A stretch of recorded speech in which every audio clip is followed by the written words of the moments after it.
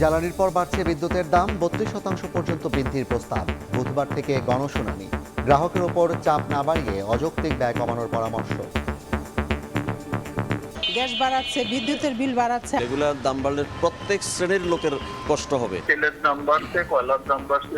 এখন কি এর কোনো অল্টারনেটিভ আছে আমাদের হাতে? অনেক লিকেজ হয়, সিস্টেম লস হয়, ইত্যাদি হয়। এগুলোও আমাদের কমাতে হবে। ন্যায্য যৌক্তিক ব্যয় ও মুনাফা নির্ধারণ করেন, সেটা না করে যদি মূল্যবৃদ্ধি করা হয় তাহলে তো সেটা জ্বালানি সুবিচার হলো না। এবার ফিলিং স্টেশনে গ্যাসের জন্য যানবাহনের সারি, চাপ কম থাকার অজুহাত।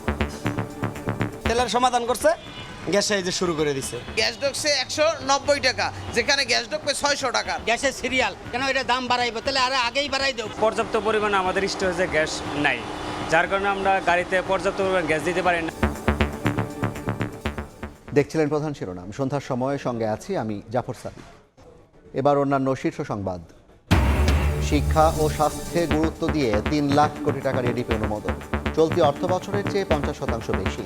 প্রকল্পের স্বচ্ছতা নিশ্চিতে থাকবে বিশেষ নজরদারি। র্যাবকে রাজনৈতিক হাতিয়ার বানিয়েছিল আওয়ামী লীগ, বললেন স্বরাষ্ট্রমন্ত্রী। পরিচালনায় হচ্ছে নতুন আইন, মার্কিন নিষেধাজ্ঞা তুলতে নতুন নামকরণের চিন্তা। স্থানীয় নির্বাচনে অনিয়ম হলে উত্তপ্ত হবে রাজপথ, হুঁশিয়ারি বিরোধীদের। ঐক্যের তাগিদ সরকারি দলের, রক্তপাত এড়াতে সবাইকে আলোচনায় বসার আহ্বান সিএসি।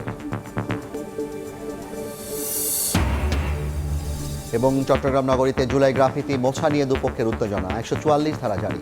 ভিসি পরিবর্তন সহ 3 দাবিতে ডুয়েট শিক্ষার্থীদের একাংশের ব্লকেট কর্মসূচি।